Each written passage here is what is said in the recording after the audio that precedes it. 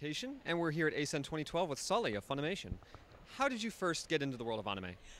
Actually, when I was a little kid, my mom picked up some Speed Racer tapes in Chinatown in San Francisco. And she grew up watching Speed Racer. She grew up in Hawaii, and they had several Japanese stations there.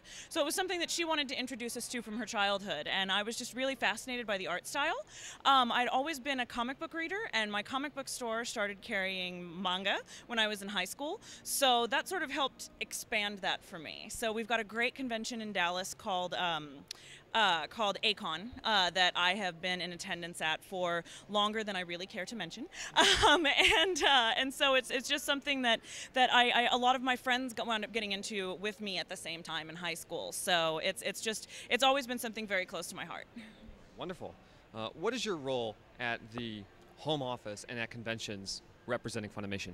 Well, I am the convention manager, so I am responsible to make things pretty and to make sure that I'm here to be able to interact with the fans and to make sure that they have all of the latest and greatest news from Funimation. So sometimes we have so much awesome stuff coming out all the time that sometimes they can miss things. So it's a really good opportunity for me to have like direct interaction with the people that love what we do so much. Wonderful. As your title of convention manager, oh, I'm sorry, we already covered this, really, what your duties and responsibilities are. You just recently explained that. What are some of the things that are done differently for a large convention such as ACEN versus some of the smaller conventions that you've attended? Oh, sure. Well, we do have a much larger booth that we use here. We have a different shelving structure. We set things up a little bit differently.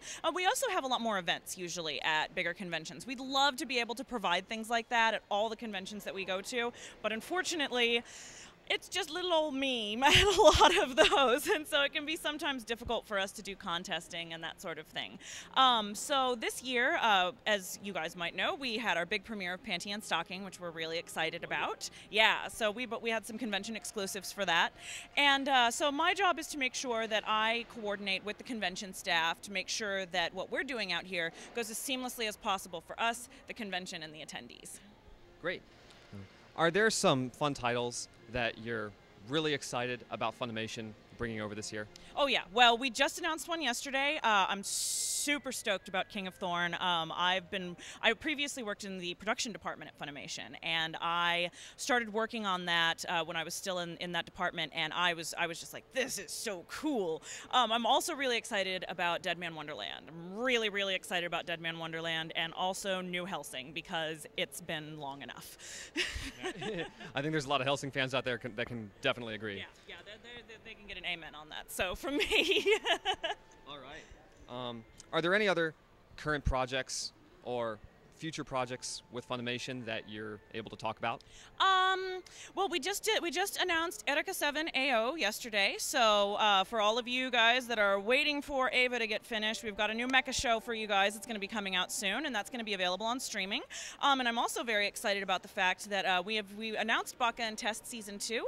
But I can let you guys know that in episode 13 of Season 2 of Baka and Test, I will be voicing one of the characters. Awesome. So, well, we'll look forward to it. Awesome. Do you have any final messages for the viewers out there?